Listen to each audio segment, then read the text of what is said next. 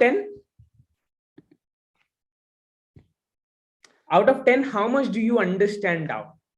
You attended the first workshop as well. It was basic, right? But I just want to understand how much understanding have you developed, because in today's session, we are going to dive deeper, right? We have someone really special who is really expert at what he's going to talk about, right? So as I say, like, you are here for a real treat, and the amount of work we have done on the content, right, on the deck is just insane. So you are here for a real treat. So some people say 7 out of 10, they understand 8, 9.8 through. That's amazing. I didn't know someone in the audience understands DAO so much, right? Uh, awesome, awesome. And what is one thing that is that you are looking forward to this session? What is one thing that you really want to understand in this topic? Tell me in the chat. Hi, Vikram. Thank you for joining in. Before I hand over, I was just trying to interact with the audience, understand what they are looking forward, right? And we are waiting for more people to join in as well.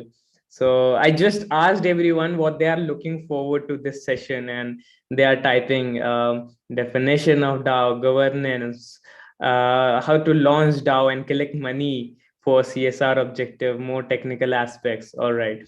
So just for context, these guys also took one workshop before this session, which was very basic about like what is the differentiation types of DAO and everything. But I think you are also going to touch those aspects, so it will be a quick revision for them again. So it's nice.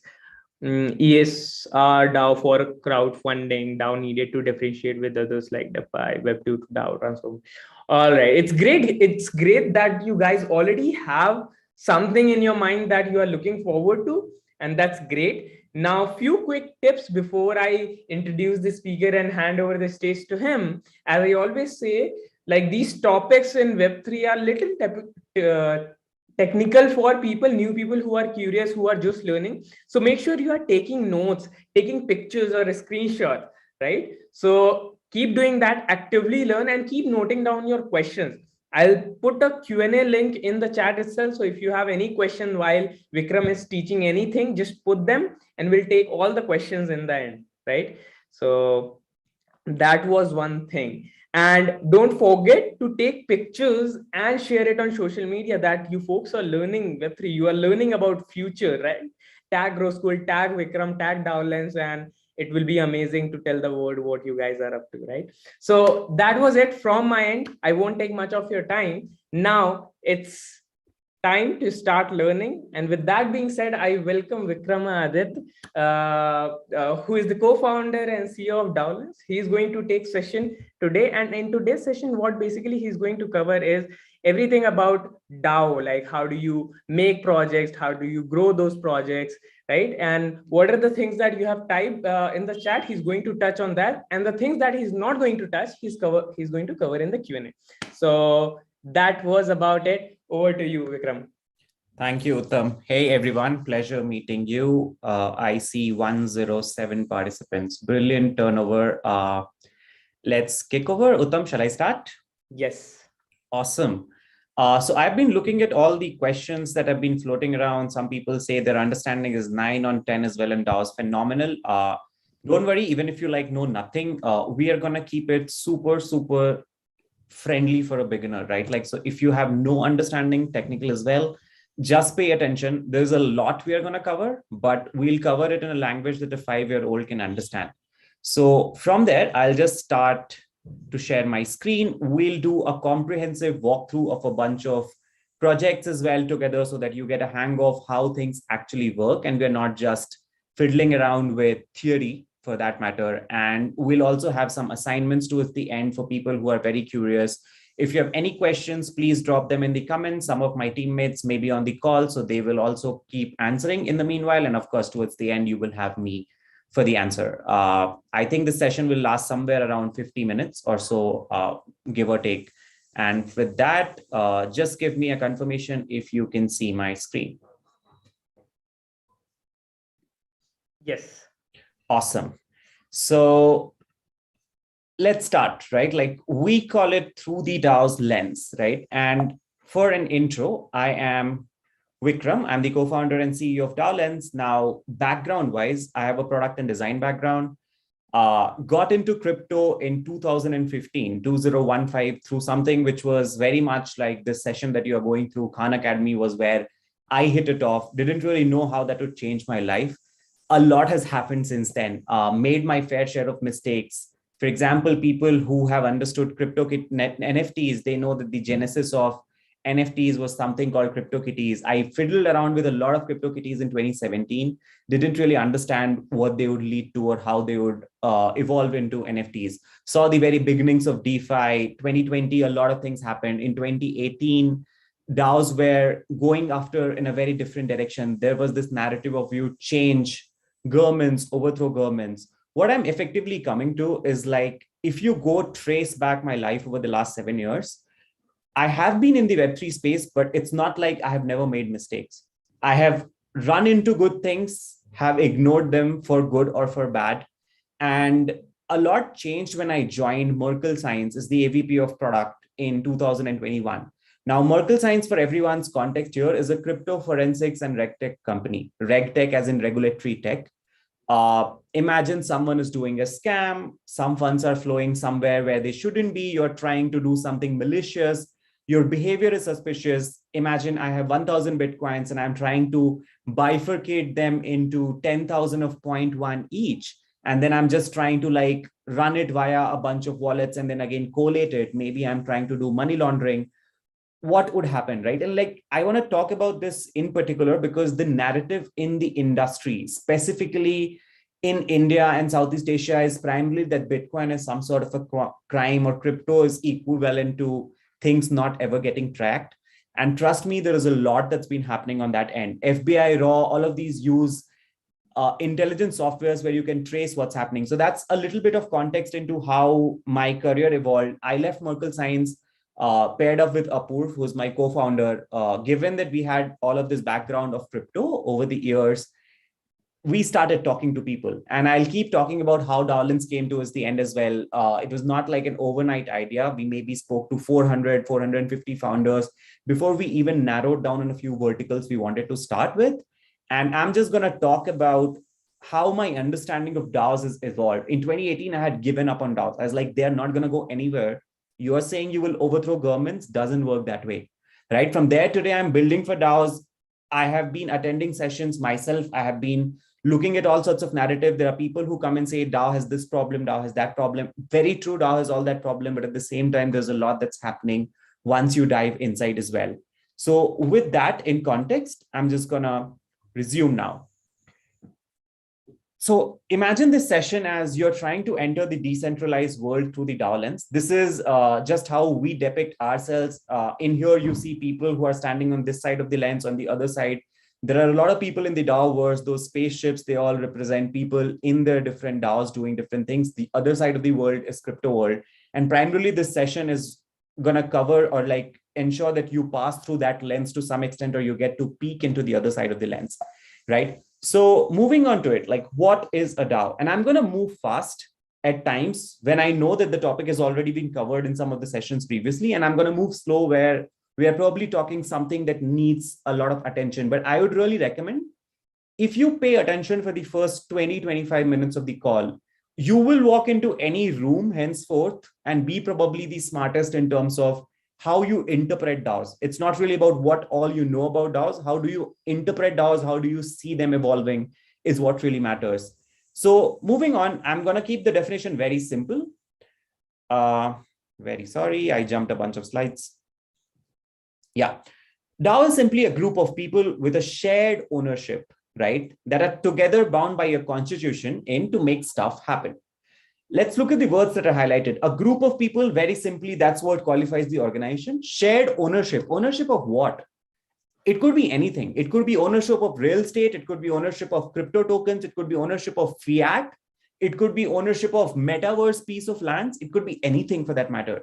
So DAO doesn't necessarily have to have crypto tokens in its treasury. It's shared ownership. More often you will see these definitions being floated account, shared bank account. I just don't want anyone getting confused with, if it's a bank account, where is the money? It could be anything for that matter. And when I say bound by a constitution, it gets a little clear on the next slide. What I mean by that is there are these rules. So everyone is equal. Anyone can float a proposal. There is something called decision making that's also floated as a complex term time and again called governance. Now, governance happens via voting. And there's something called a smart contract. Now, let's look at smart contract. I'm pretty sure you have gone through this terminology multiple times in the past.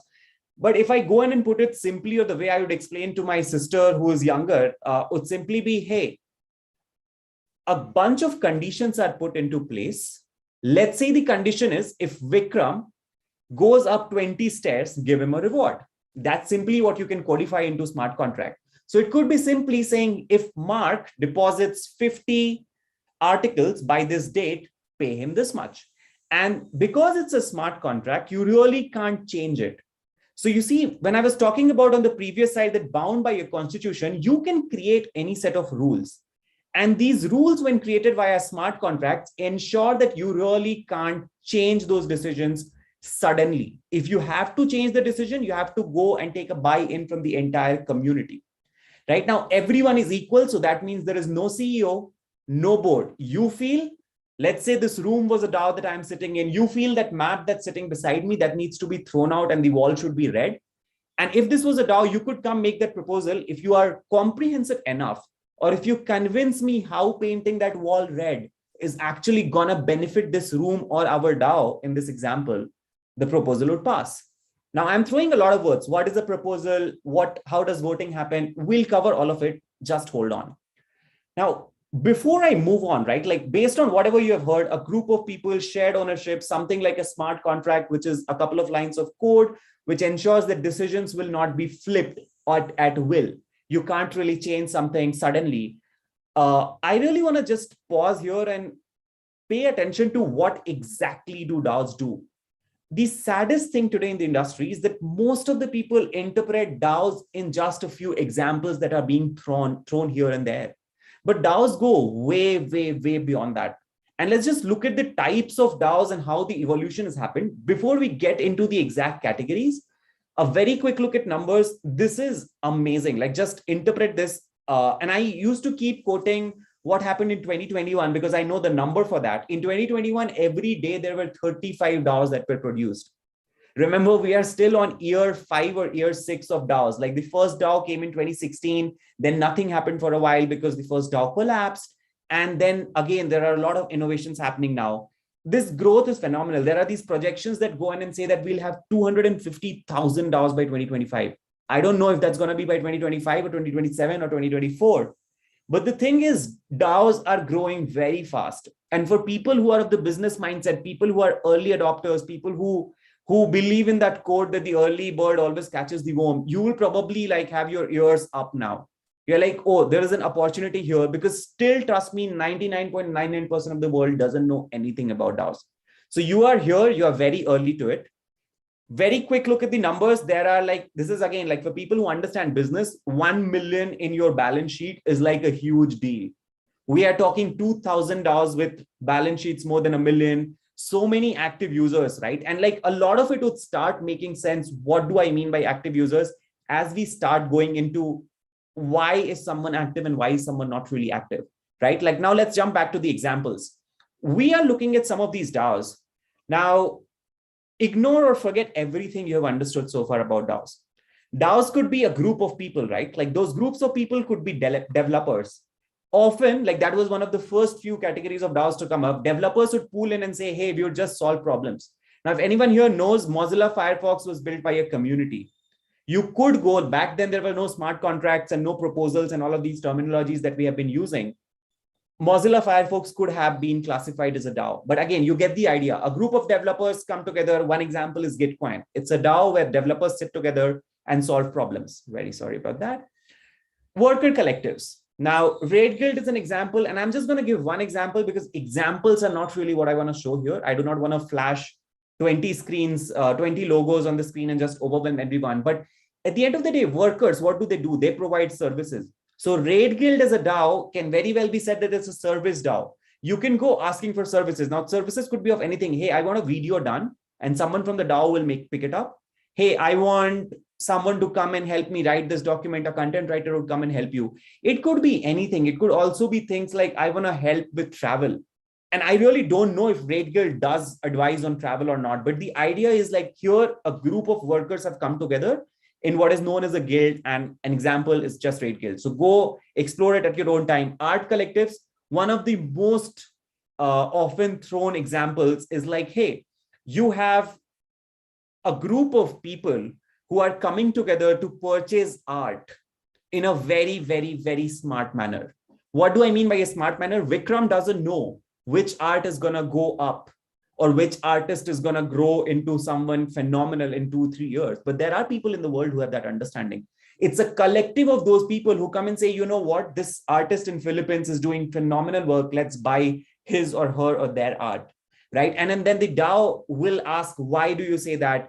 A group of people will make proposals. There will be discussions happening. And for all it's worth, you may or may not buy that art. But again, like that's Pleaser DAO, by the way, like everyone should note that name. Go read about how Pleaser DAO came up, how it got established. It's a phenomenal story, probably one of the best stories I've seen in the DAO ecosystem. Infrastructure DAOs, right? Like I think we have talked about it one of the previous sessions as well. So I'm just going to keep it crisp here. But at the end of the day, if you want to launch your own DAO, you are going to need a bunch of steps. One example is DAO Horse. There are a lot of them, Aragon for that matter, and you can just go explore about them. Because we have covered it, I'm going to move to the next one. Investment DAOs. Again, the name itself clarifies. Most of the people that I see or I understand, their interpretation of DAOs usually revolves around a DAO being usually a group of people who are trying to do something like Pleaser DAO, more on the lines of art collectives where people are trying to do something with NFTs, or for that matter, investment DAOs where they know that, okay, a group of people have come and pooled in money, which is why we'll look at the screen. The whole screen is going to fill up by the categories of DAOs, but you're pretty sure like the Lao is one of the best DAO. The Lao works with also another DAO, which is known as the Flamingo. And the two of them, like it's just like Flamingo happens to be something in the lines of art collectives. Investment DAO, the Lao is just a group of people coming together and saying like, hey, we have collected $1,000. Where do we reinvest this 1,000 so that it can become 10,000? Imagine a VC fund or something on those lines. Community collectives, this example is from India, Superwoman DAO. It's just a group of people who identify themselves as a community. So in this case, we are talking about a community of women. Right now, they come together, they have a treasury in place, they do things for the betterment of the community. Sometimes it could also evolve into business opportunities. Protocol offerings, very sure, like you have heard this word protocol. These are the basic DAOs that you look at, right? Like, so for that matter, Uniswap, and there is a mistake here. The logo is of Uniswap and the name is Aave. My bad, but you get it. Like Uniswap, for that matter, it's one of the core protocols on which infrastructures are built in DAOs. So like, now the thing that you need to understand is, see, DAO may use 5 tools. Pick a Web2 company, right? Like you use MailChimp, you use HubSpot, you maybe use something for salary disbursals of employees and so on. A DAO will also need a bunch of these tools to function. And many of these tools themselves are DAOs. What that means is, let's say I am providing a service to a DAO, then I'm a service provider, but at the same time, I have organized my company or my org in the form of a DAO.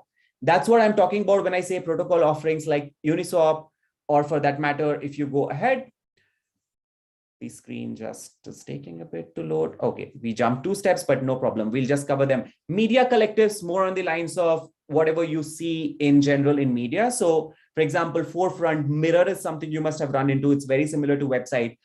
Forefront, if you go into that, you will see a lot of authors and publishers hanging around. So it's a group of people who come together and collaborate on publishing. Gaming collectives, a group of people who come and collaborate on games, right? Moving ahead, you will see that we have something like social media. So you have one of the most well-known DAOs is Friends with Benefits. It's a group of people who just share values, share culture. You will see them often saying, we vibe with each other. Like, what does this vibe mean? It's just like, imagine Facebook, but that they're hanging out in real life.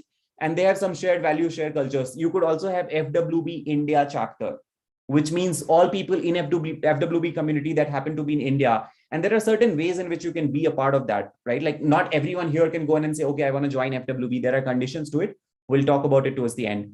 SaaS product or product DAOs in general, JoyStream is a DAO. We'll talk about JoyStream at depth in the session. So I'll just skip it. But for now, it's a video streaming service. What I'm coming to here is like a DAO can also come together to offer products. So you see these companies that come and say, hey, we provide marketing services, we provide software, we do website development. All of that can also be done through a DAO. Virtual world, Decentraland, everyone has heard of metaverse. You will often see these names being, their token is Mana, by the way, MANA. And Decentraland is something where they're offering these metaverse piece of lands for you to go and purchase. But again, that whole org in itself is organized as a DAO. You have another example here coming up, which is on the form of asset management. The name clarifies it. BitDAO, one of the biggest DAO. BitDAO sits on, I'm not really sure what the number is today.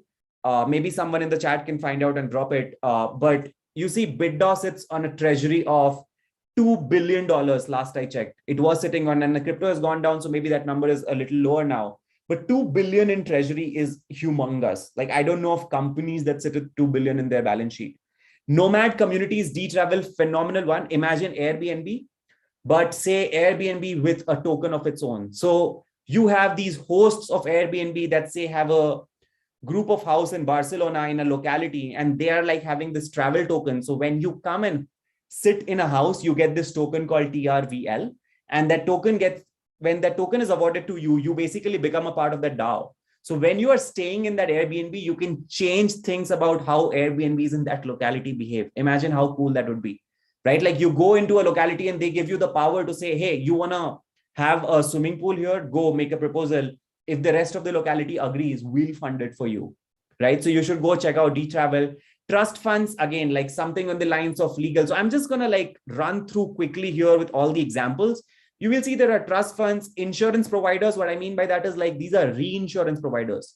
So if you go buy an insurance from some hospital in US, or for that matter, let's say in India, if we have most of the people here, you have something like Max Bupa. Max Bupa is also taking its insurance from someone else, right? Like because Vikram can go on and claim that, hey, I need $200,000 or $2 million, whatever was my insurance amount for the thing that I went to, but where are these people they're going to pay for? So there is something called reinsurers, and usually reinsurers is something which has always only been available for very high net worth individuals. Now DAOs make it available for you. You could go become a part of insurance providers, insurance provider DAO, for example, Unore, and you could go on and invest in these companies that are providing insurance. And insurance is usually a very, very beneficial place to be in, which is why you'll see there are so many new ones also coming up.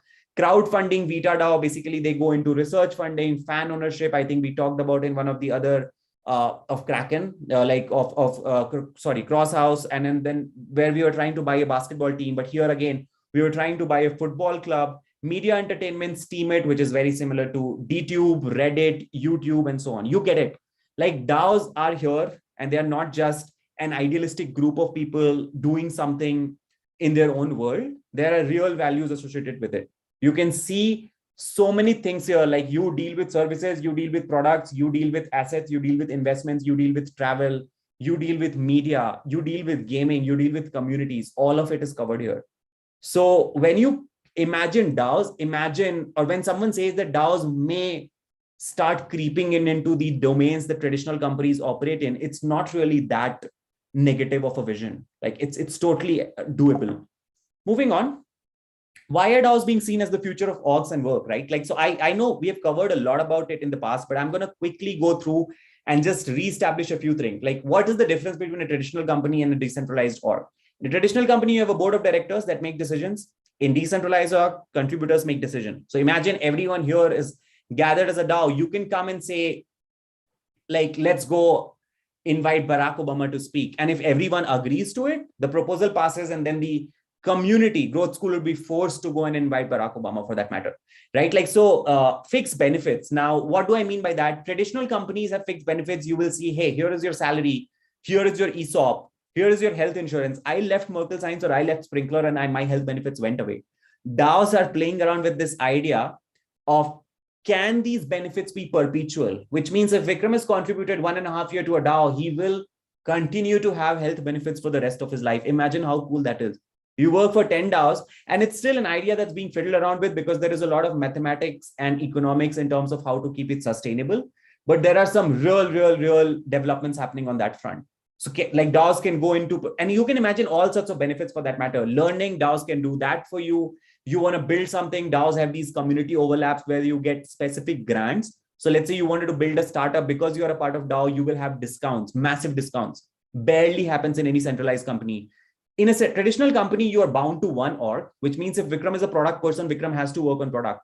But what about those days where I was working and I was like, oh, I'm so bored. I want to do something about music today. I really can't do it. In DAOs, you can go work for any number of people at the same time. You could be working for someone who's helping you write a code and maybe a developer related DAO. At the same time, you may be working for someone who is just trying to help you with investments. And both of them are works. You will get paid for both of them. So you work on your own term, you work for any number of orgs. Gone are those days where you're like, yeah, I'm bored with my work.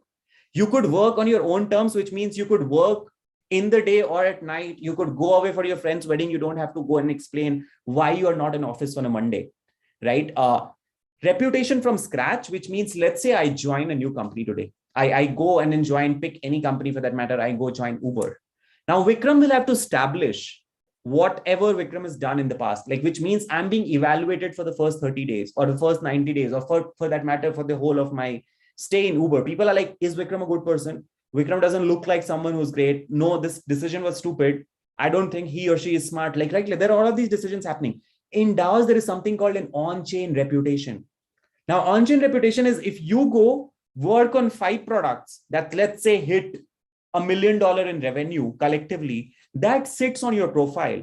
Now, when you go in and talk to someone else, they just have to look at your on-chain profile, and there is no denying, because that on-chain profile is a proof of work. It's like saying, I have written this article is in front of you. Do you still have something to ask for me? Right? Like, if I go that route, you'll be like, no, I can see that you have done a good job or a bad job for that matter. So I'll dive a little deeper into here. Like, on-chain profiles are phenomenal. We'll be dropping some links below here for you to explore who are these people who are trying to do phenomenal work around on-chain profile. But the way we look at it at DaoLens is, let's say there's this person called KP Singh, and his handle is like kpsingh.eth. You are trying to record contributions, interactions, closest collaborators, everything. I'm going working on a product, that product did good, it's recorded. I'm going helping someone with content, it's recorded. I go hit a like button on Instagram, it can be recorded, which means all of that data is sitting there. Now, if I'm applying to a new job or I'm trying to log in into a new website, we'll also drop a link below of one of the articles where we'll talk about why everyone on this call should be paying attention to on-chain profiles. The way you're going to log in into websites is going to change. You will not see sign in via Google. Maybe you will see sign in via Google Wallet because Google does that. But what we are talking about is, you may apply for a job in future and you may get the job in 2 seconds, because there is a smart contract in place where the condition was, if this person coming in has done certain work, give the job offer to them. All of that happens suddenly, right? So something which you should definitely explore about. Please go through the links that we drop below. In a traditional company, you are basically asked to do certain things. In decentralized companies, you can do whatever you enjoy, right? Salaries or stocks are as per granted, like you get it. And then when I say, like, in decentralized orgs, as you start contributing, you start earning tokens. So there is no end to it, no ceiling to it. And there is nothing called a salary. You could go 10 gigs at the same time. We'll talk about what a gig is and what a salary is in just a bit, but quickly moving on.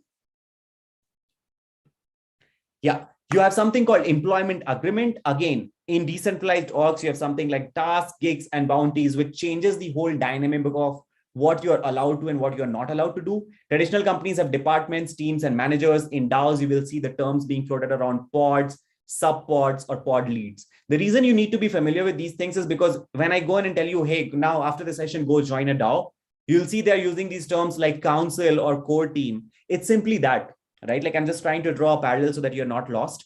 Of course, in traditional companies, everyone has experience. You have top-down decision-making. In decentralized org, there's something called a hive mind-based coordination, right? So what that means is, you have a group of people, everyone has some sort of an expertise. Everyone on this call, all the 125 people sitting here, are good or bad at something.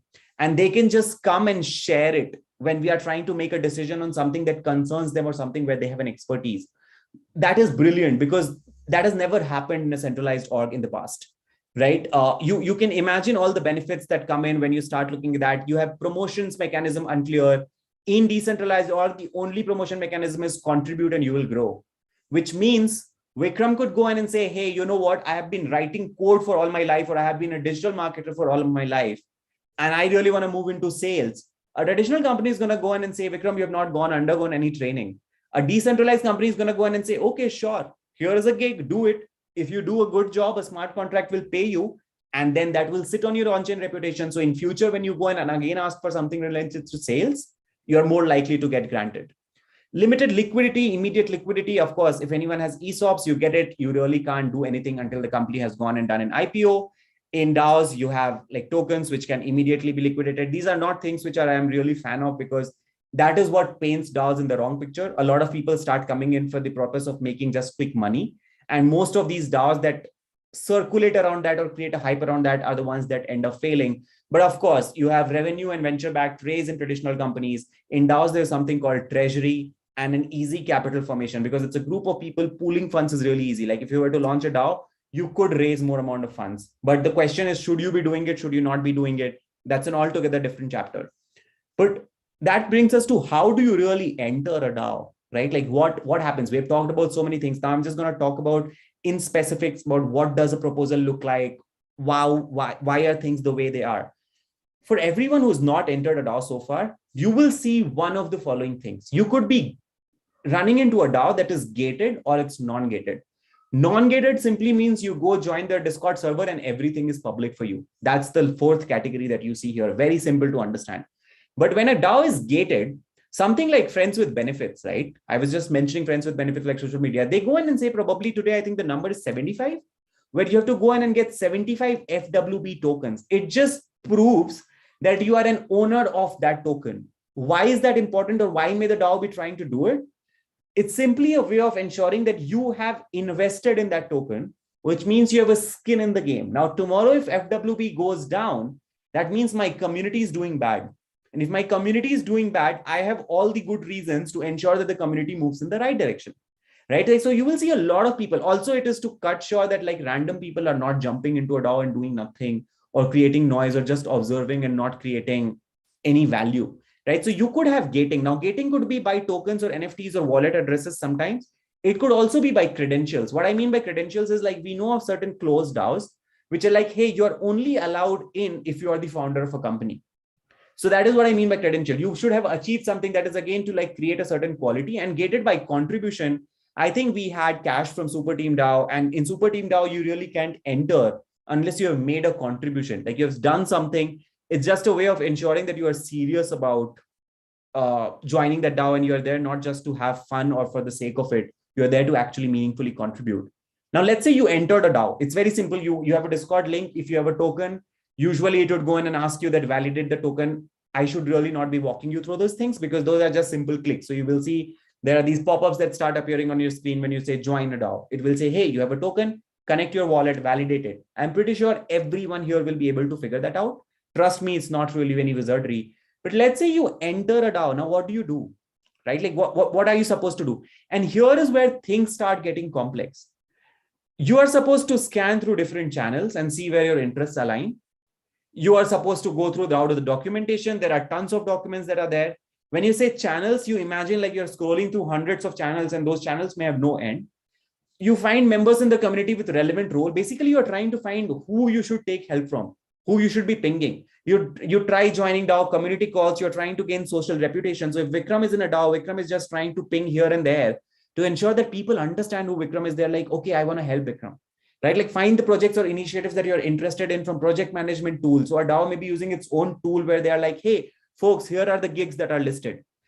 Basically, what I'm coming to is like, here is where it starts getting tricky. And a part of what we do, a very, very, very small part of what we do also at DaoLens is primarily help on this front, which is to say that how do I streamline everything that we just talked about on this step, right? Like, so we have something called an onboarding tool here at DaoLens, and we just do that. I'm not really going to get into that, but if you have understood or gone through the pain point here, if you have experienced it, you will probably want to chat with us at some point in time in future.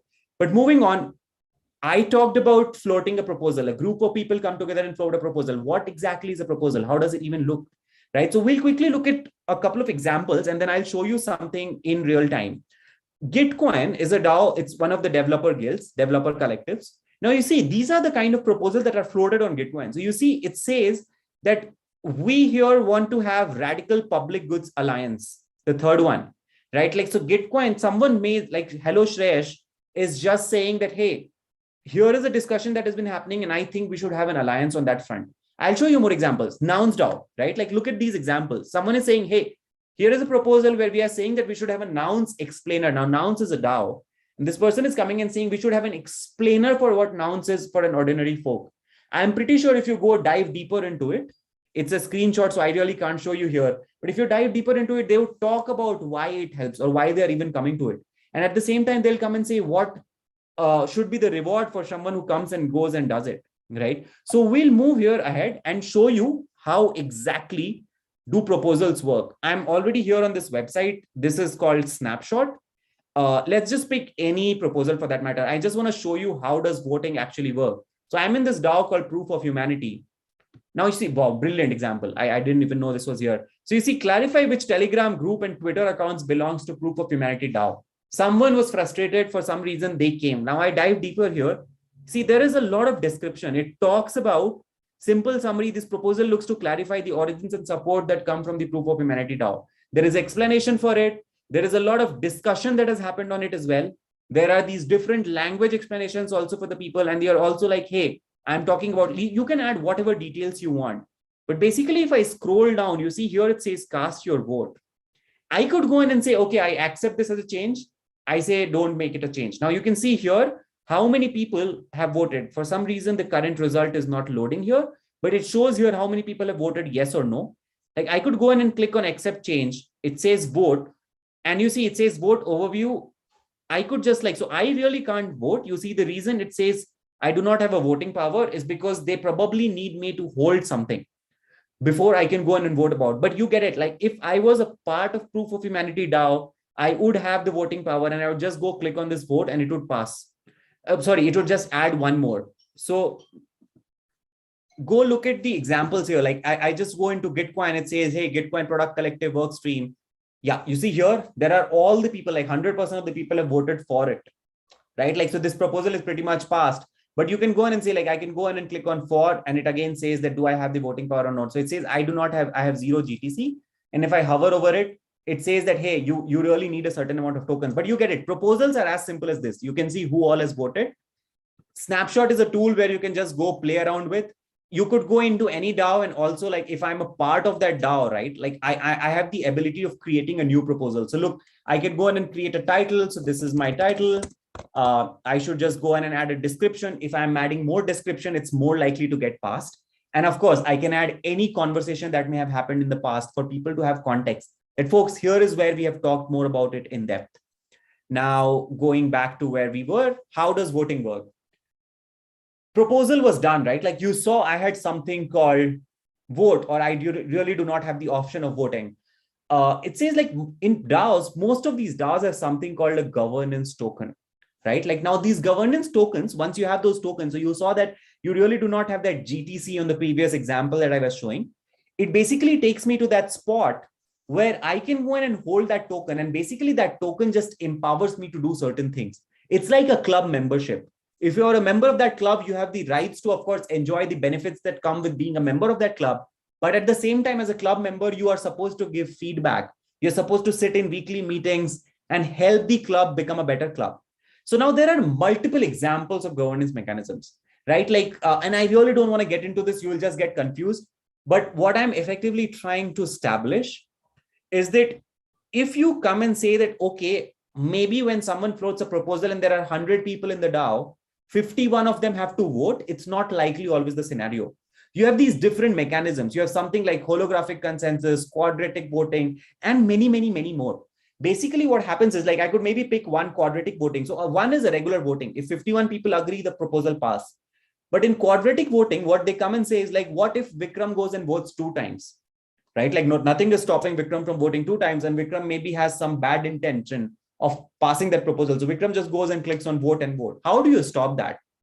So what happens in quadratic voting is it goes and says, hey, for voting, you have to spend a part of the tokens that you hold. So for 1 vote, I have to spend 1 token. Great. But if I have to vote 2 times, I have to spend 4 tokens. If I have to vote 3 times, I have to spend 9 tokens, which means that if I'm really trying to manipulate the decision, I have to spend enough number of tokens as well, which means I need to have a damn good reason for me to go in and manipulate. And even quadratic voting is not free of flaws. So what I'm coming to is like all of these mechanisms, they are just different ways in which these DAOs are playing. And they're just trying to come to that ideal combination of what is the best way of ensuring that the DAO is not compromised. You will see a lot of people go in and say, you know what, DAO treasuries are mismanaged. People go and use the funds for all sorts of wrong purposes. Doesn't have to be the case. And there are some brilliant experiments being conducted around, some of the smartest brains working on it. Like, you should actually go in and read about it. We'll again drop some links below for what are some of the examples of votings and how do they really work, so that you can get some context on holographic consensus, conviction voting, knowledge extractable voting, and so on. But now coming to the most interesting part, if you're here wondering, okay, great, DAO is this and DAO is that, what do I do? How do I earn at one? Like, how do I make money? I would just like show you this one example, and we will drop the link to the detailed article again below.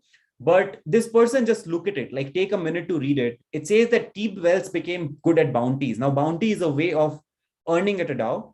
In his real world in education tech, his skills range from writing to graphic design. This person had the skills. And to be an effective educator, you have to be a Swiss Army knife, blah, blah, blah. Educators are often underestimated. But look at here. So he put those skills to work at a DAO. First, knocking out bounties for one hive, which is a DAO, and later contributing to DAOs like Shapeshift and Gnosis. Right? These bounties started to add up. He built relationship with the DAOs and they gave him more work because he could deliver. They started doing more work without asking, hey, do you have a degree in this field? And then he pitched his own projects. The DAO worked so well that he quit his job in education. Even now, after crypto prices have tumbled, T. Wells is bullish on his DAO work. And this is not that old an article. It's maybe 10 days or 15 days old. And I have tons of examples like this. But effectively, I remember we were also, when at DaoLens, we have some people who are in second year of their university and are making Bay Area salaries. I'm not kidding. $300,000 a year, $400,000 a year. So on one side, you of course have these people who say that DAOs will not work because they are shady or because there is a lot that needs to be tackled. But on the other side, there are these people making insane amount of money. How would you go about doing it, right? Like, so let's just dive a little deeper onto that. Now, there are these different avenues to earn at a DAO. And the ones that you just need to understand is there's something called gigs and bounties, right? So a gig or a bounty for that matter, it's simply this idea of here's a task. So let's say DaoLens goes and says, hey, we have a bounty for whoever comes up with the best creative, we'll pay them $10. Let's say I come up with that creative. Everyone who has a creative background can go on and say that, okay, I'm participating in this bounty. There will be instructions on how you're supposed to like submit your creative. And once everyone has submitted the creative, the person who submitted the best creative wins. That's the bounty model. The gig model is slightly different and these terminologies change. So please don't get confused when you say someone using the term gig in terms of a bounty or something else altogether. But on a high level, you will see gigs and bounties being two different things. In gig, the gig is like, hey, we want someone to write a Twitter thread on what DaoLens does. And I will just float that gig. You have to claim that gig. So you have to come and say, here is some of the sample of my work. And I want to take this up. And I'll go in and say, okay, this gig is awarded to, let's say, Sam. And then only Sam can do it. No one else can take that gig up. So in bounty, a lot of people work on it and the best entry wins.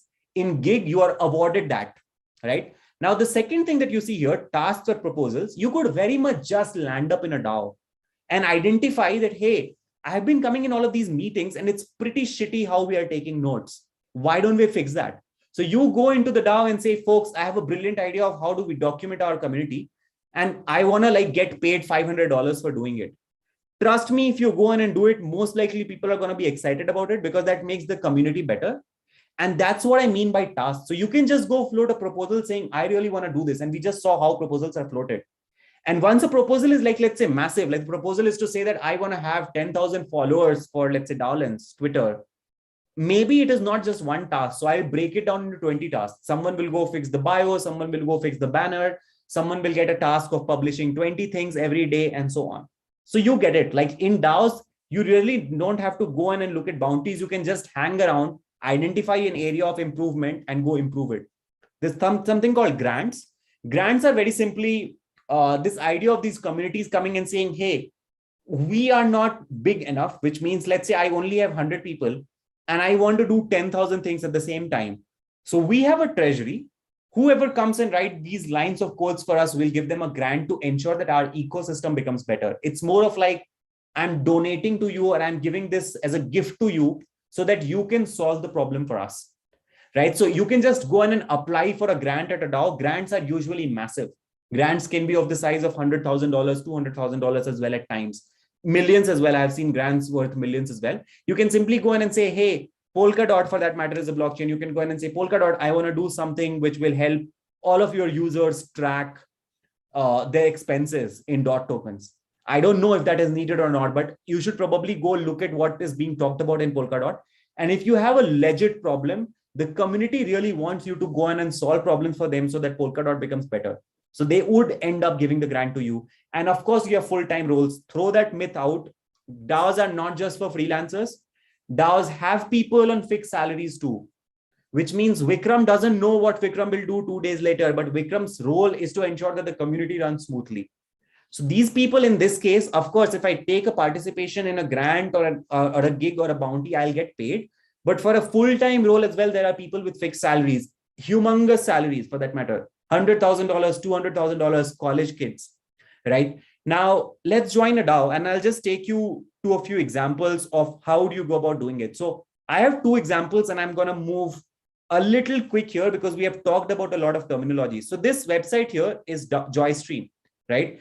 JoyStream, at the end of the day, what they do is they're simply saying, hey, we are a video platform. Imagine something like YouTube. They are unhappy. They explain at depth about, this is a brilliant website. It's one of the best DAOs. They will go on and talk. You see there are these activities available, range of opportunities. Now there are bounties where you could earn $700 per week, $600. Council members could earn $12,000 per week. That's humongous. I've not seen like that sort of a number. Builders, I'm assuming that is something around code. Someone who's in marketing background, I'm pretty sure we have a lot of people here from that. $7,000, that's like a lot of money, right? And it's really not that tough to do it. So how do you go about doing it? When you click on start earning, right? Now JoyStream has done a brilliant job of explaining everything. So JoyStream is a DAO. It takes you through 3 step-by-step things. So it's like, hey, we are allocating, you can go through this. I'm really not going to pause here for these videos. These are steps so that you can go in and say, okay, next video. Then they talk about JoyStream DAO is owned and governed by its own token holders. Let the video load, but we could scroll down. You will see there are a lot of things. They explain how the DAO works, right? Like you see here, they are using something like workers. Board of directors is called as a council. They are not using pods. Departments are not being called again pods. They're calling it working groups. So you'll just have to like fiddle around to figure out what these terminologies are, but pretty much every DAO is more or less the same. Now in JoyStream, what I'm coming to is like, okay, the video is loaded. Again, I'm not going to watch it. You keep going on and on, right? Like, and they will ask you these questions. Who are you? Why are you here? What are you trying to unlock? And then they will put you with a certain role in their Discord, right? Now we'll switch over to Discord because I have already joined the JoyStream Discord. Okay, very sorry about that. While that loads, we have joined the JoyStream Discord for you. But basically, you can see like there are a lot of lessons here as well for someone who is just curious. It's one of these DAOs that goes and says, hey, we don't really like how these centralized companies are using algorithms to take care of videos that I don't own. Someone is watching my video and I'm not getting paid for it.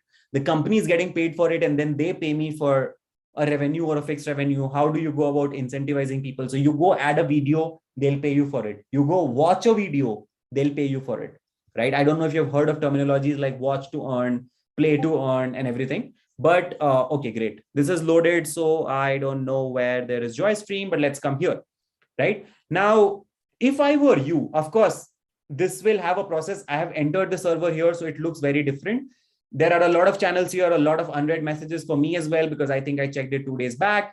And I would just go about understanding everything. When you join in, they would talk about, hey, start here. These are the things. This is how the verification works and so on. But if I'm coming here to make money, and let's say we are trying to take that example, I would simply go to the channel that says active bounties. You will see some other name in some other DAO. Don't really get flustered by it.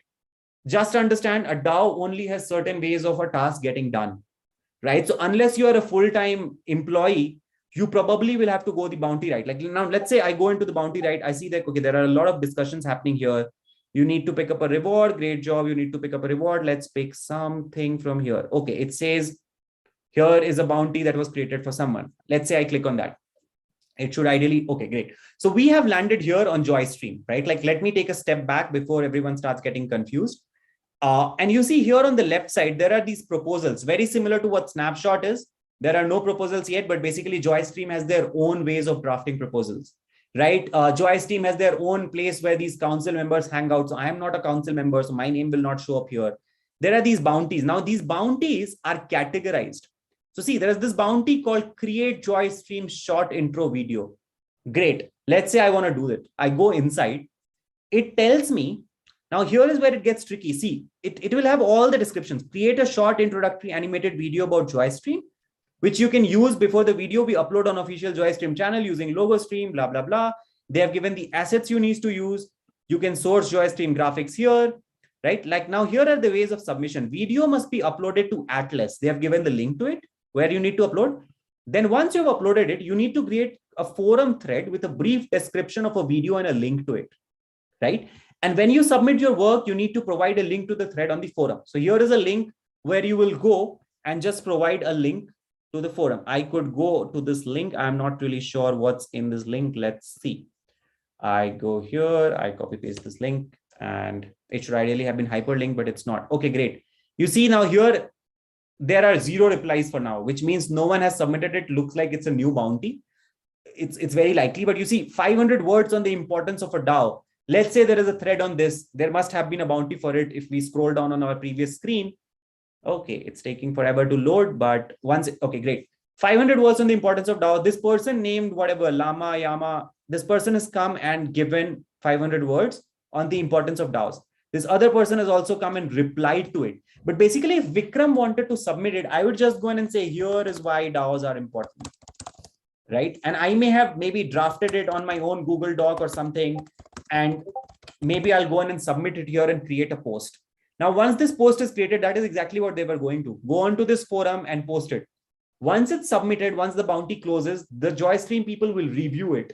And once the review is done, they will reward me, right? I'll show you what these rewards are like. So you will have connected your wallet. If you're creating an account in JoyStream, JoyStream works with Polkadot, and you will see that a wallet is created. Now, in there, you will see that there are certain rewards also that keep getting awarded to people.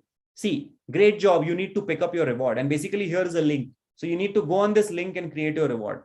There are these proposals that are actively being floated around. There are tons of proposals. I could go look at any of these proposals. I, again, don't know what is in their proposal. But you see, here is a proposal that says, hey, now see here, they also talk about this proposal as a condition that you need 3-on-3 votes. It looks like it has already been accepted, which is why there were 3 votes. And only with 3 votes, this proposal passed because it was designed in that way. But basically, you can go in and look at all the rationale of why they are saying, what is the proposal about? You can add a comment here. You can see how things moved, right? Like who has proposed? How is the history gone on to be? And it's a brilliant idea to spend time in these forums. Like you really don't have to go in and claim a gig on day one. You can just take your time and figure out things in terms of how you're going about. Like, for example, if someone is from marketing background and I go into the marketing forum, I'm pretty sure something interesting will load in here and I'll be able to find something. So it's not like I am a pro and I have spent enough time going through marketing. What I'm just coming to is like, you need to be okay with the fact that there will only be certain structures. You have to go identify the task you're supposed to do. The tasks are very simple. Sometimes it's about go write a Twitter thread. Sometimes it's about go share this at 5 places. And they actually pay you $100 for sharing a post, right? Okay, it's taking forever to load. So maybe we just skip it. I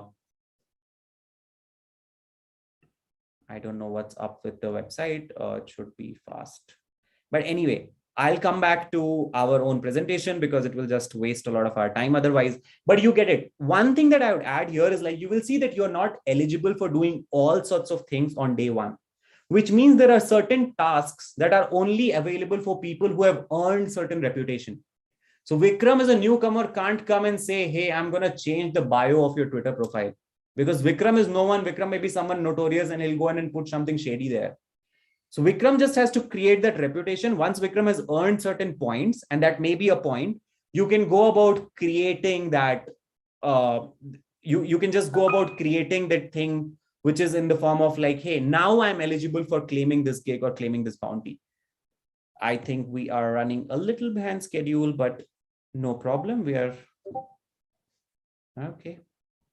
Great. How can you, now here, should everyone, like, so we just looked at this slide where we were going through a DAO. Now the question is, should everyone be launching a DAO? And again, no, the answer for that is simply, there are certain things which you need to answer before you even go into thinking about, should I do a DAO? And we'll drop a link. It's just in case you want to take a screenshot, we'll drop a link below with detailed explanation of what we mean by all of this. Most of the people today want to launch a DAO because it's a cool thing to do. And it's the worst thing you can do, right? Like, so if you are even remotely thinking, maybe I need to DAO it, go through the link that we drop in depth. It is a brilliant playbook for you. For now, I just wanted to put it here so that someone is not like, oh, DAOs are so rosy and I can go in and do about things. But now in terms of opportunities, and I'll just take 3 minutes from here because I'm going to show a lot of stuff to you, which is, if there is someone sitting in this group and they're thinking, okay, we have talked a lot about DAOs, looks like they're brilliant. There is so many things that people talk about, good or bad things. Where exactly are the problem areas? At DaoLens, we spend a good amount of time, right, trying to understand where are these avenues. We talked about DAO contributors, and on the other side, you have DAOs themselves, the DAO admins, the DAO managers, right? Like someone is running that DAO as well. If you go look at all of the problems that exist, and who should really be looking at a problem? If you are here thinking that, okay, can I do some business around DAOs? Should I be making more money? Should I do some sort of a startup? For that matter, these are problems where you will see, like, these are the primary bucket areas we have identified, right? And again, we'll share details of all of these problems areas in our channel or in our community because we promote a lot of discussions on them. DaoLens is working across all 4 verticals today, right? So we are like, okay, what are the problems around discovery? What are the problems around contribution churn? Like, there are DAOs with so many people. Why are only so few people contributing? What are the problems around how do you make it easy for someone to contribute? What are the operations? So you see, like, I'm just going to run quickly here. There are problems on contributor side. There are problems on admin side. You shouldn't really be paying attention to it unless you have understood DAOs, you have experienced DAOs, and you're like, okay, this looks like something I want to solve, right? So you have discovery, you have onboarding, you have contribution, you have like, okay, how do I optimize the tokens? Like, these are all use cases. So you could build businesses literally on all of it. You have operations when, like, okay, how do I go in and build something that scales? How do I replicate what that best DAO has done? And this is where we spend most of our time on day-to-day basis. Like, how do we find answers to these questions, right? Now, a very, like, this image maybe gets circulated 500 times every month. And I just want to like highlight, you see all of these companies, they're trying to work on one of the problems that we mentioned. The problem list that we mentioned, by the way, was in no way exhaustive. So it's not like that those are the only problems, but every logo here that you see is trying to fix a problem in some way or the other. That's what we mean by, like, so there are brilliant things happening on the tooling front, on the infrastructure front. And on a closing note, I just want to like bash some myths for people, because there are a lot of people who come and say, hey, DAOs get hacked. Do they? Yes, they do. But that's how ecosystems evolve, right? Like, look at how long of a journey it has been for traditional companies. We really need to change the narrative. Like, someone coming and saying, you know what, DAOs are not there yet. The governance is pretty bad. People are trying to mismanage treasury. Sure, there are those things, but at the same time, some of the best brains are working on fixing it, which means that with every hack, the ecosystem is learning. Startups always fail. 99.99% of the startups fail. DAOs failing are just getting highlighted more, but DAOs have a life cycle of like 3 years or 4 years at best right now, right? Like, so how would you offer employee benefits on insurance? A good question, but again, we just talked about how people are talking about perpetual health insurance or perpetual life insurance. That's just one of the things. There are people like talking about, okay, traditional companies do offsites. Can we also do offsites? Traditional companies have one-on-ones and learning books. Can we also do one-on-ones? Are DAOs legal? Yes, absolutely. Unless you build a DAO, which is to like plant bombs and blow things up, you are pretty much on the legal side of things. The good news is that there is also a structure now in Delaware. There is a possibility of registering a DAO as an LLC. There are complications in it. See, as a company, when we were launching DaoLens, there were 500 forms I had to fill. A lot of these things are not defined for DAOs, because a lot of these things were not really defined for startups. Even if you go back to 2005, most of the people didn't know like how things work.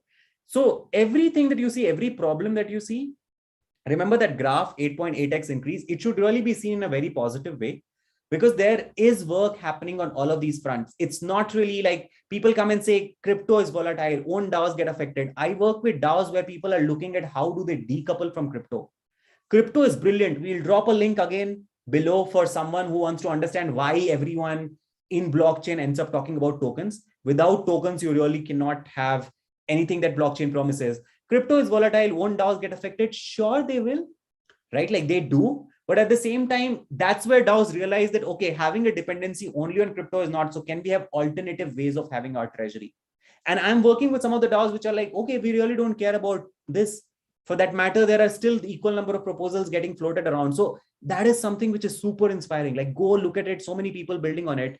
And before we move on, we have some bounties for you as well from DaoLens. For everyone here, this is serious. Like if you were sleeping so far, pay attention now, because you have avenues. Like I think the prizes my team was showing up, the prizes include even the possibility of getting a smart watch and an AirPod with certain conditions.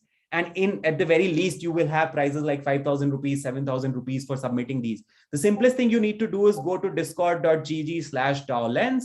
We'll drop the link again here under below for everyone who's like having problem accessing the link. You will see an onboarding flow. That's part of what we do. You will go through that flow. You will select the contribute option when prompted, because you are coming here to contribute. If you're joining it for the first time and you really want to explore bounties, just go in and click on contribute because you really want to do something.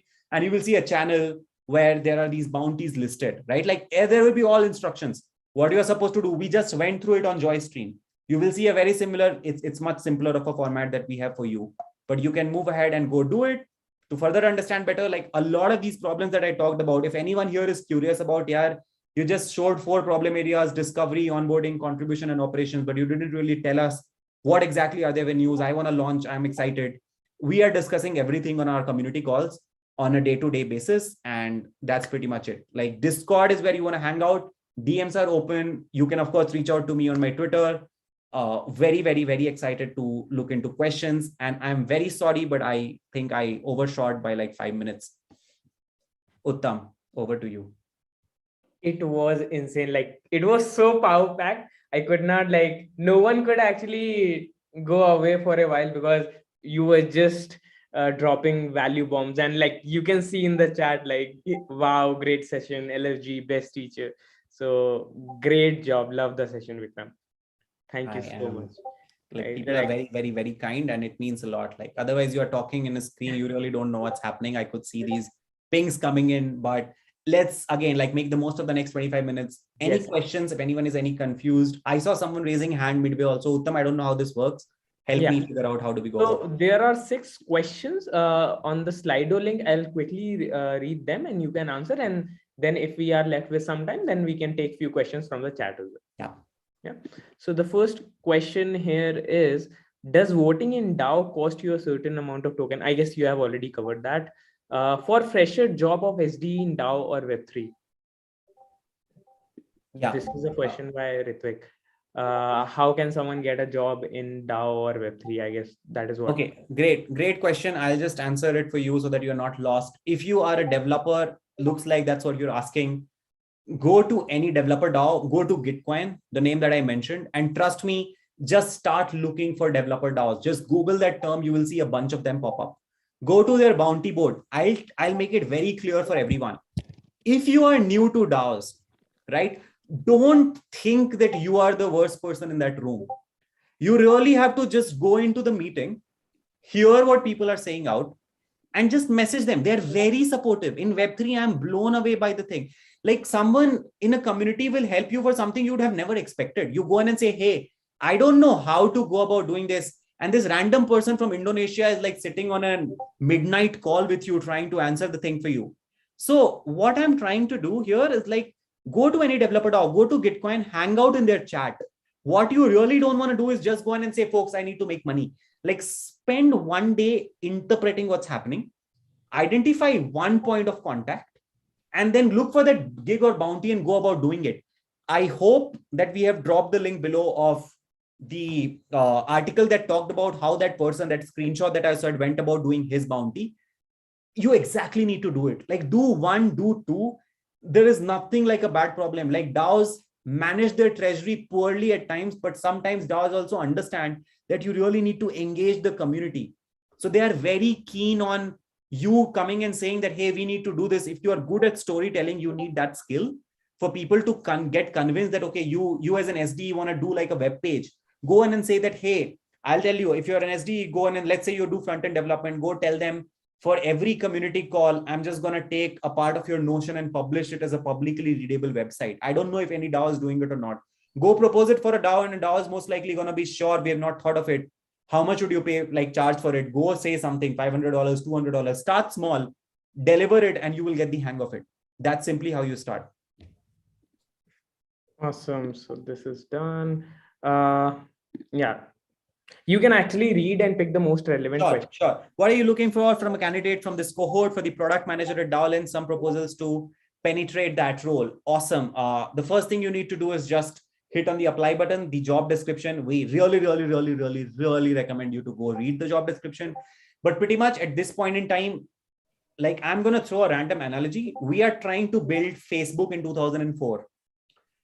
Like, it's not like we are trying to build Facebook, but imagine we are trying to build Facebook in 2004. You could build MySpace, you could build Orkut, you could build Twitter, you could build anything. And to us at this point in time, everything looks like the right step because there are really not those many reference points. You are trying to solve problems from first principles. So if someone is really comfortable with ambiguity, and they understand DAOs to the extent that they can pick up things fast. What I mean by that is we are a lean team at this point in time. DaoLens is a team of like 15, 20 people. We really don't want to get into elaborate discussions. So if you are someone who's independent, driven on your own, understand DAOs a little bit, and you have experience in product, hit apply. We would love to talk to you. You really don't need to be a pro in Web3. Most of my team is not really a pro in Web3. I am sort of revolting against that. We want to build a company with people who are not Web3 first so that we can build it for someone who doesn't understand Web3. Otherwise, I can very well sit with a bunch of people who understand MetaMask, private key, hash key, and build something where you go on the website and you're like, oh my God, what is this website talking about? Trust me, we have gone through it. Like when I started, we went to this website, it said, we are trying to have scalability as global public utility. I don't know what that sentence means. Scalability as global public utility. Like I've been in crypto for 7 years. I really don't know. So how is someone who's never spent time in crypto going to understand it? Just hit apply. And I think we'll take care of you. Yash here in the chat as well will be able to like help you on that front. I'm skilled in finance and accounting. Are there opportunities under DAO or majorly are they limited to developer and marketers?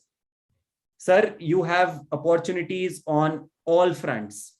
Tanishq, you can go and look at everything around content, around legal aspects, around creation of video, around creation of animation, around visual identity, around writing code, around finance, around accounting. You could do everything. The thing is, if you're talking about accounting, you just need to be, it helps if you're a little familiar with some treasury management tools like Gnosis. So that screenshot that I shared, maybe we'll just drop the link below again of the state of DAO tooling article. It talks about a lot of tools that are there in the tooling space. If something is there that helps you with treasury management and understanding on that front, of course, helps. On that end, I would also recommend if you see that something that is related to accounting is not really accessible to you because you are supposed to go and earn certain points or reach a certain level in Discord before you can actually do it, then start small. You can write a Twitter thread, go write a Twitter thread, and then reach out to like chart out a plan of how you would go about doing it. And I am pretty sure there are DAOs that help you do it. If you really don't see anything, jump into our Discord. We'll help you find one. Trust us, like we run into it all the time. Akrit asks, how do you go about selecting good, credible DAOs? Obviously, you do your own research, but in do your own research, is there a model, some parameters to follow so that you don't keep bouncing to different ones? Good question. I would just recommend a few things. You should look at a DAO and evaluate it over a period of time. So go look at the proposals that they have passed. Go look at the kind of conversations that are happening. If you are seeing something like only the 7 people are responding again and again, and they are trying to create so cool, GM, WAGMI, all those things, it's most likely hype, right? If you are seeing people actually talking or there is no tolerance of BS, you are in that spot where people are serious. So Nouns DAO, if you go to Nouns DAO, you will be blown away by the kind of proposals they have. There are people talking real interesting stuff. And you're like, okay, if you're thinking on these lines, can I go contribute to Nouns as well? So I would just identify it based on a few parameters. There should be enough proof of frequent gigs. The DAO should be active. If there are a good number of people, but not like 50,000 people, like if there are 100 people out of which, let's say 20, 30, 40 are daily active. And if there are things in terms of transparency that the DAO is saying what is happening on their community call, if there is a public roadmap in terms of why they're trying to do certain things, those are usually some green flags. Sometimes you will run into a DAO which is only 50 people, which is too small to establish these processes. But if you really get that vibe that the community may be open, jump on a call. People jump on calls very easily. You can go in and say, hey, I really want to go on and help you on this front. What should I do? And then you will have to judge based on that call whether there is a good way to go about doing it or not. I would recommend two links, Layer 3 and Rabbit Hole for everyone. We'll drop the link again below here. Layer 3 is a great place for you to go in and explore gigs and bounties. I wanted to cover it in a demo so that I could show what a gig or what a bounty is for you. And if the time allows, we'll do it towards the end for like real quick 2 minutes. But Layer 3 is where you will just be able to browse gigs and bounties that are available cross DAOs by categories. It's called layer3.xyz. Similarly for Rabbit Hole. Are the bounties paid in crypto or fiat? This is a question from Vamshi. Vamshi, could be anything. It could be crypto, it could be fiat, it could be stable coins, it could be anything. DAOs have their own structure. You can really, if you're too picky that no, I just want to get paid in fiat, you are going to have a tough time finding the DAO. But again, I would recommend that find something that works for you. There are opportunities available. Some DAOs pay in their native tokens. Some DAOs pay in stable coins as well, like USDT. And these will usually be DAOs that have a massive treasury. They are managing their own funds, so they understand the pain. Some DAOs pay in Ethereum. Some DAOs pay you something, but there are tools where you could like change. For example, what I was just showing you in terms of JoyStream, you get paid there. You get paid something there which can be converted to Bitcoin Cash, right? Like Bitcoin Cash can then again be converted into fiat. So there are always avenues on that front.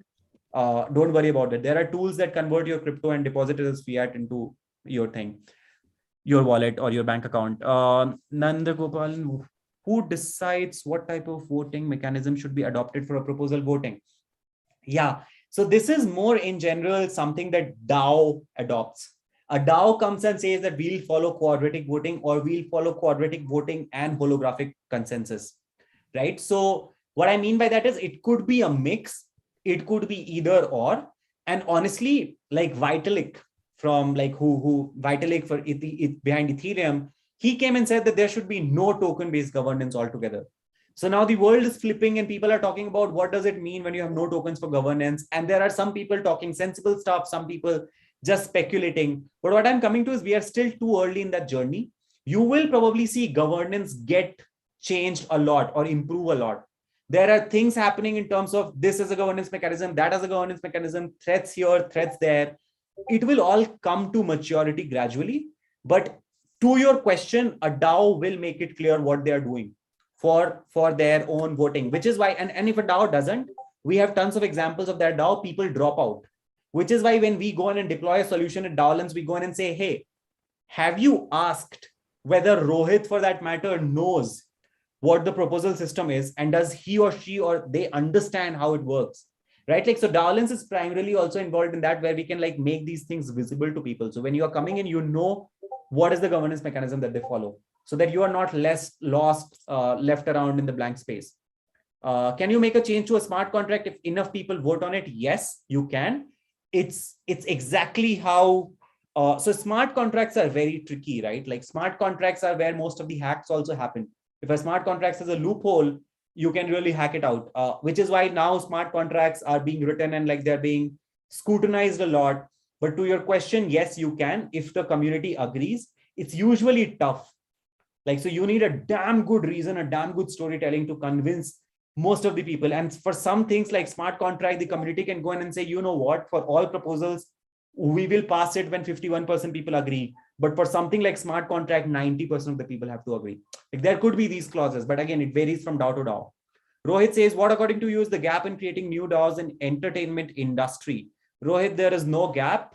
We are working with DAOs that are movie studio DAOs, that are producing music that are a bunch of artists coming in together. I think the question that you ask is in general, why are DAOs not picking up as fast as, let's say, something else? And the way I put it is like, if you consider NFT in their 0 to 1 journey, maybe NFT is at 0 right now.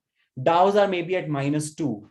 And the reason they have not come is because DAOs come with the idea of a community being managed, right? Like most of these projects that come in for the sake of hype, they die down as well. And DAOs will fly when you have a lot of real world problems being solved in a scalable fashion again and again. So it will take time, but there are already avenues. We could, maybe someone from my team could drop a bunch of links to DAOs that are also in the entertainment industry, but there are tons of them, trust me. So no, like people are coming up, like music DAOs are actually at the forefront. They are some of the most evolutionary ones, coming up with ideas that the whole world is looking at like, wow, this is so cool. For example, you could go help them write a script, and then every time someone watches it on Netflix or Amazon Prime, that movie makes a profit. You get a royalty out of it. When has it happened? Right? Like I am no one. I could help Coldplay. If Coldplay became a DAO, I could help them write their lyrics. Right? Like, and I would get paid for it. Jatin says, what kind of opportunities can a game developer expect? I would just recommend go to any gaming guild. Gaming guilds also operate as DAOs, but they are slightly different in the form of how tasks, gigs, and bounties are done. But at the end of the day, again, it's a group of community. You just have to spend time in that. Maybe someone needs help in writing the script of the game. Maybe they're trying to conceptualize something new. Maybe they just want to have a pool of players who should be playing so that the community stays active. Maybe there is something like play to earn, wherein you come and play and then you make money out of it and the community thrives, right? Like, so all of these things, there are brilliant examples. YGG was recently under a bad spotlight, but for all case studies, it's a brilliant case study on how gaming guilds have come in. And I just encourage it, you go about reading it. Are DAOs self-funded, or there are avenues to get funds to start a DAO? You could do either. Like DAOs can be just a group of people coming and saying, okay, all of us are putting in $1 and we have $100 because of 100 people. It could also be where you could go the venture route. So some DAOs decentralize progressively. Again, someone from my team will help me with a link below for what is progressive decentralization. And that link is also in our Discord as one of the first things that a beginner should read.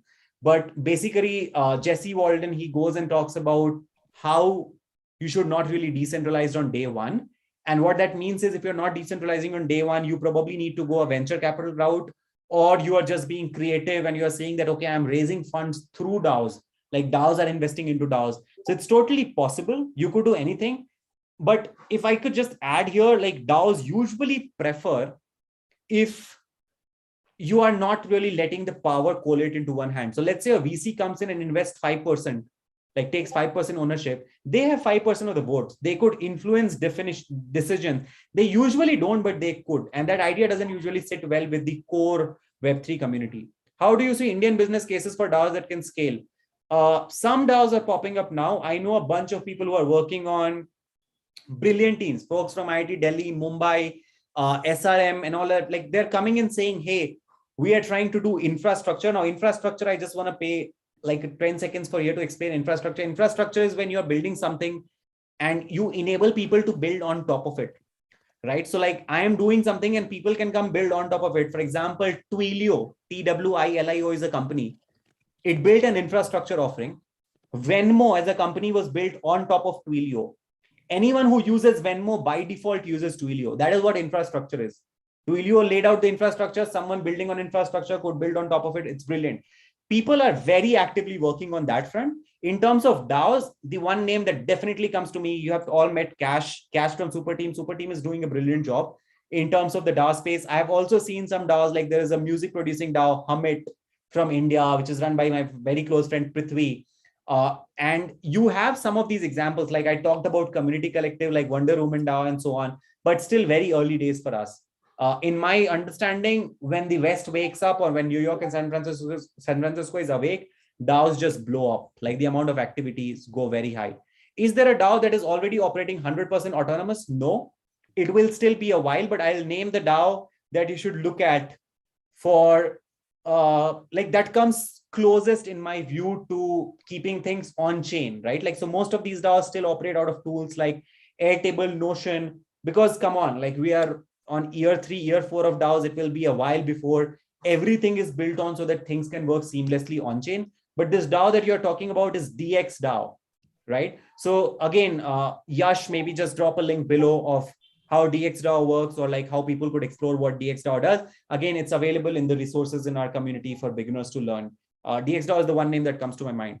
How do I invest in a DAO? Very simple. Just go to any DAO that is gated, buy their token. You could go buy that token from a centralized exchange. You could buy it from a decentralized exchange, and that's it. You could just go and be a part of that DAO. The whole idea is that you have skin in the game. And once you have a skin in the game, you want the network to grow. And when the network grows, everyone benefits from it. Is there a scope for lawyers in DAO? Absolutely, yes. Like go look at this company called Doola, DOOLA. My friend Arjun, again, he runs that company. They advise DAOs specifically on legal aspects. And for that matter, every DAO will have to deal with some legality at some point in time or the other. In fact, at DaoLens, I was just talking to a lawyer 3 days back for some role that we may foresee for him or her.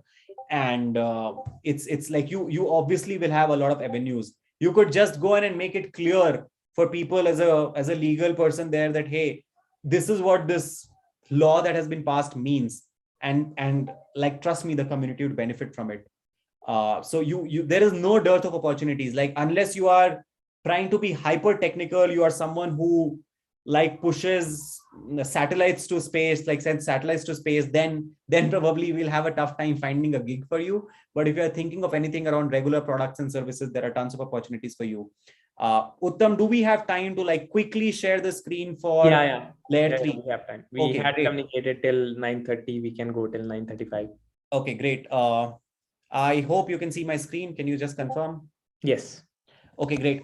Because we talked about gigs and bounties, I'm going to layer 3. This is just one example I'll quickly show you, because you have bounties for DaoLens as well. What is it? Now see, here they use certain different terminologies. They use something called contest, but let's look one by one, right? Like, so you could just go and explore here. If I go into bounties, now there are 3 bounties today here, right? Or if you go into contest, so it says unbiased Twitter thread floor waves or Twitter thread contest for sand.xyz, right? If you go inside, it says that the prize, there are 3 prizes. See, it says, it's very clearly laid out that the reward is $25, effectively US dollars because it's USDC. How do you join it? What to write about, right? Like, so what you're supposed to write in this Twitter thread, and then submissions. There are these many, 31 people have submitted it. So it has become a context now, and you're not signed in. So of course I need to connect my wallet if I really want to go in and do this. But it's as simple as this. Like, you could do this and you will be paid $25 if yours is the one that wins. Then there is also like, hey, write an article about DAOs for Tally Content Guild. Now here the price is high.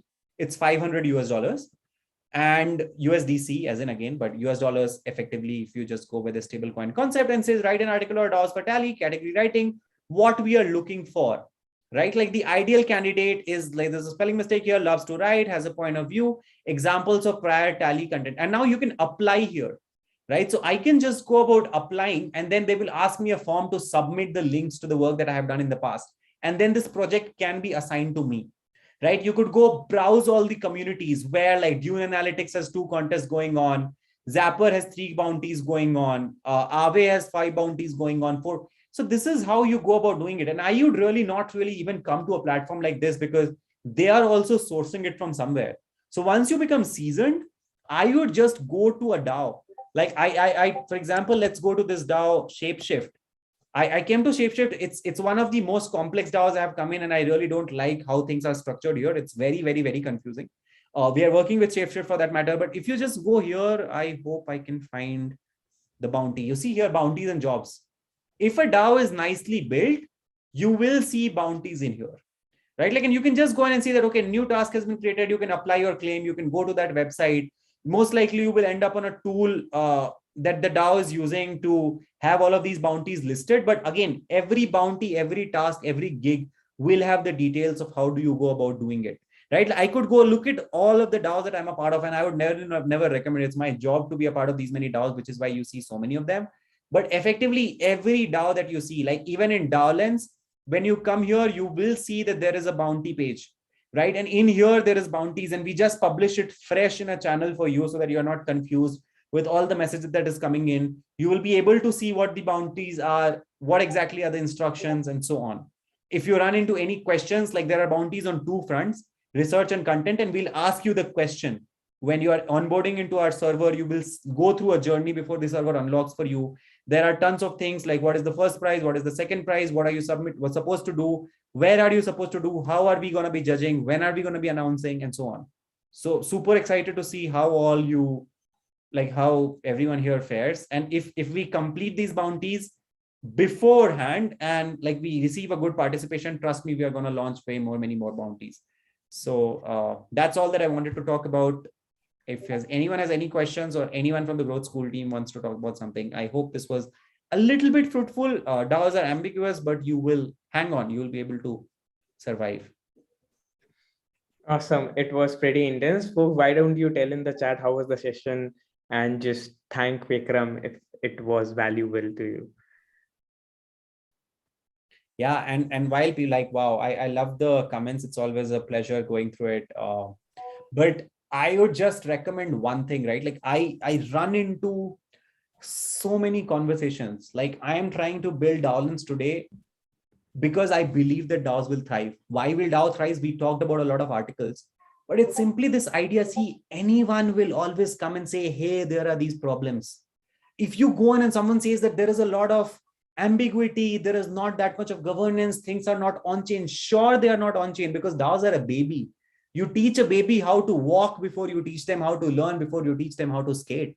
And that baby is supposed to stumble, like, right? They're supposed to break their legs. So it's okay if DAOs are getting scammed.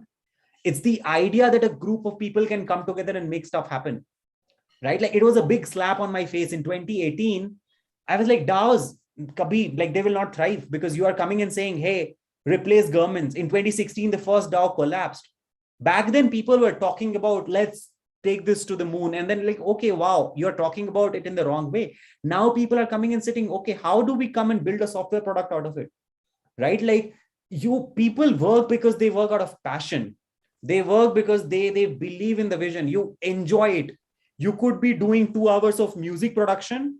You could be doing 3 hours of fitness, really like record yourself on screen. If there is a fitness DAO for that matter, 3 hours you are writing code, 2 hours you are doing something about puppy training. If there is a DAO for puppy training, and you are still getting paid for doing things you love, like where is this avenue going to come in? So brilliant thing to hold on. It's bumpy, but if you jump in right now, you are like, your life is going to change, because I get it. DAOs get hacked. DAOs don't have governance. DAOs have this, DAOs have that. But that's how anything that is brilliant evolves.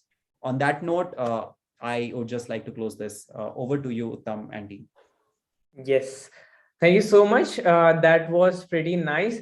Looking forward to more such collaborations and sessions with you, Vikram. Like it will be great if together we can like pull this off, as we know this is at a very nascent stage and people need a lot of education and awareness, right?